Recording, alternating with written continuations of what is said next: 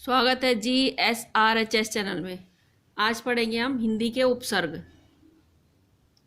Please like share subscribe अवश्य कीजिएगा और शेयर अपने फ्रेंड सर्कल में कीजिएगा। आइए शुरू करते हैं। उपसर्ग किसे कहते हैं? उपसर्ग जो शब्दांश किसी शब्द के पहले जुड़कर उसके अर्थ में विशेषता उत्पन्न कर देते हैं अथवा अर्थ में परिवर्तन ला देते हैं, उसे क्या कहते हैं? उपसर्ग। इस शब्दांश क्या होते हैं? छोटे से अंश होते हैं शब्दों के। शब्दांश होते हैं छोटे से अंश शब्दों के, और ये जो मूल शब्द है उसके पहले जुड़कर उसके अर्थ में क्या कर देते हैं? विशेषता उत्पन्न कर देते हैं। ये अर्थ में परिवर्तन मतलब चेंज कर देते हैं। यह है उपसर्ग की परिभाषा। जो शब्दांश किसी शब्द के पहले जुड़कर उसके अर्थ में विशेषता उत्पन्न कर देता है अथवा अर्थ में परिवर्तन ला देता है, उसे क्या कहते हैं? उपसर्ग। हिंदी में उपसर्ग कितने प्रकार के होते हैं? हिंदी में उपसर्ग 4 प्रकार के होते हैं।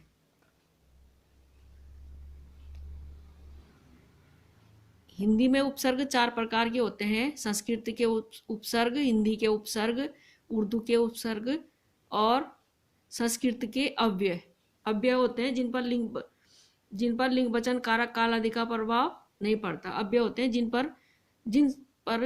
जिन शब्दों पर लिंग वचन कारक काल आदि का प्रभाव नहीं पड़ता, उन्हें क्या कहते हैं? अव्यय कहते हैं।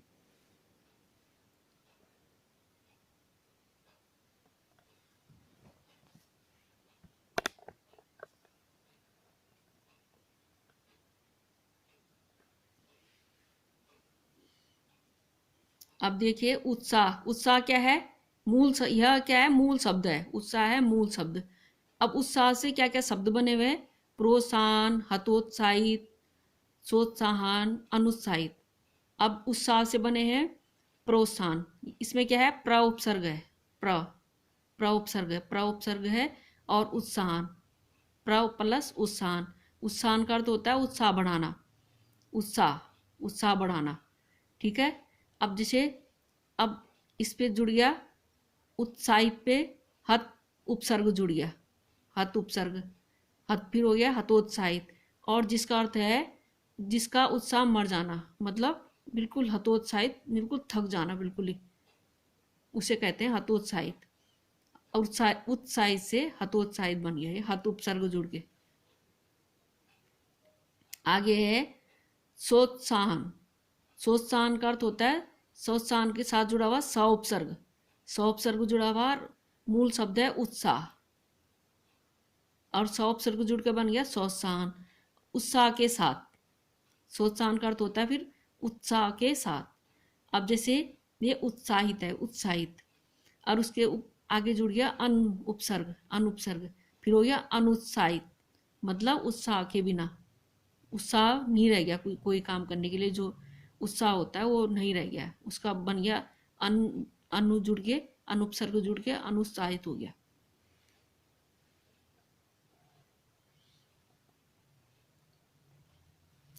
यहाँ क्या है?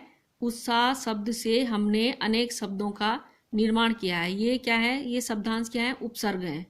ठीक है। प्र उपसर्ग, हत्स उपसर्ग, स उपसर्ग, अनुपसर्ग।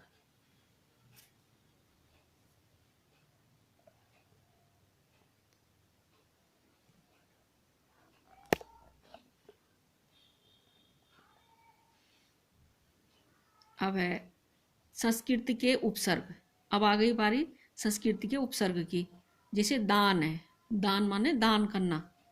जीवन है, मूल शब्द है दान, जीवन। जीवन माने जिंदगी, चरण माने पैर, गमन माने जाना। अब इनके साथ जुड़ गया आ उपसर्ग। आ का अर्थ होता है तक, अर्थ तक समेत, और अब क्या बन गया? ये आ उपसर्ग जुड़ के आदान, आजीवन, आचरण, आगमन। दान के आगे जुड़ के बन गया आदान।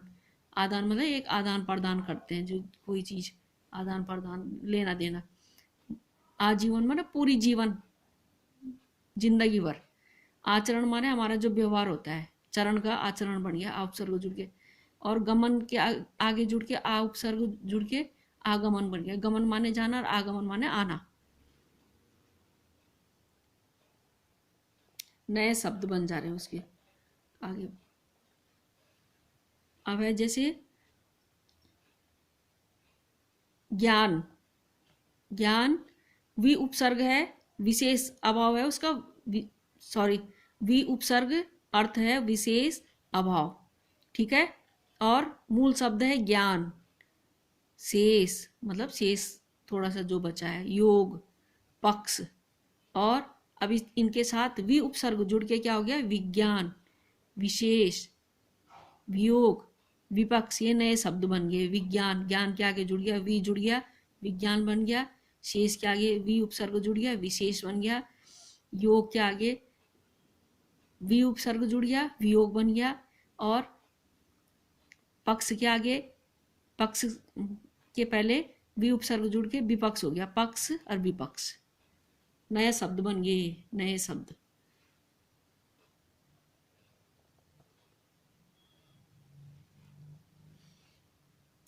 अब है हिंदी के उपसर्ग। हिंदी के उपसर्ग जैसे मूल शब्द है मर, काल, ज्ञान, सत्य, मूल शब्द हैं ये। और अब जैसे अ उपसर्ग जुड़ गया इनके आगे, अ का अर्थ होता है अभाव।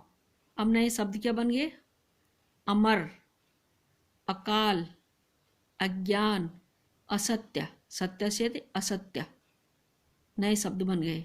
अमर मतलब सदा अमर रहो, अकाल पड़ गई, सूखा पड़ गया, इसका अर्थ होता है ज्ञान। ज्ञान मतलब नॉलेज, अज्ञान मतलब कुछ पता ही नहीं है, अज्ञानी है। सत्य सच, असत्य का झूठ, नए शब्द बन जाते हैं।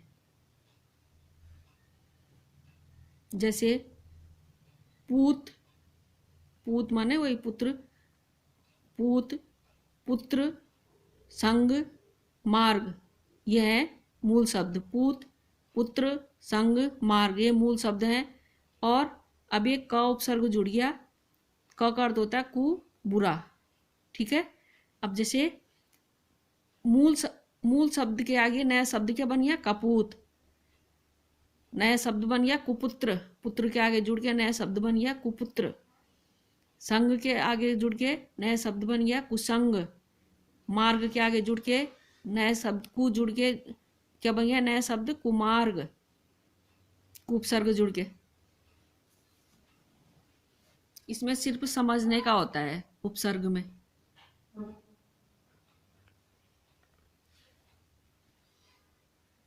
उर्दू के उपसर्ग, उर्दू के उपसर्ग परवाह, जवाब, वारिस। और अब ला उपसर्ग है, के बिना, ला का अर्थ होता है के बिना। अब जैसे परवाह के आगे अब नया शब्द बन गया लापरवाह। जवाब के आगे बन गया नया शब्द ला उपसर्ग जुड़ के लाजवाब।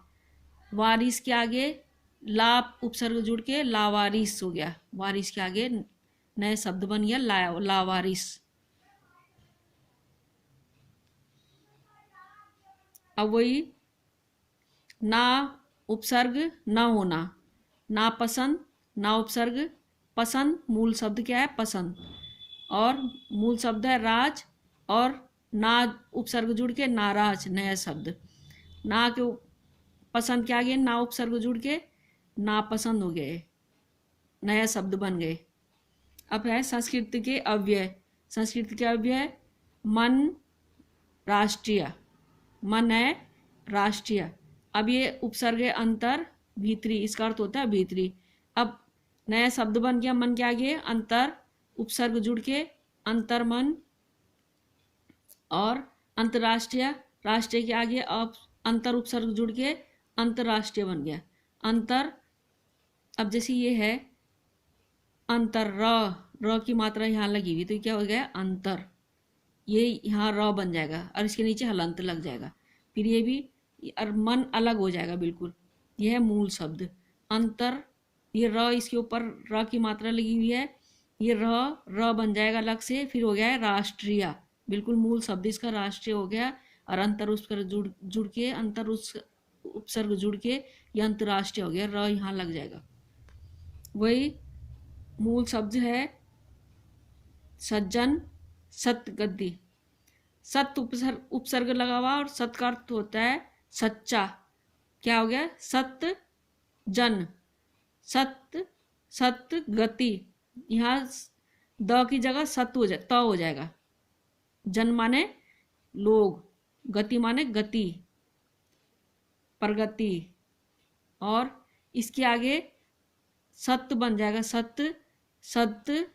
और ये हो गया सज्जन, सत उपसर्ग लग के सज्जन और सत उपसर्ग लग के सद्गति हो गया।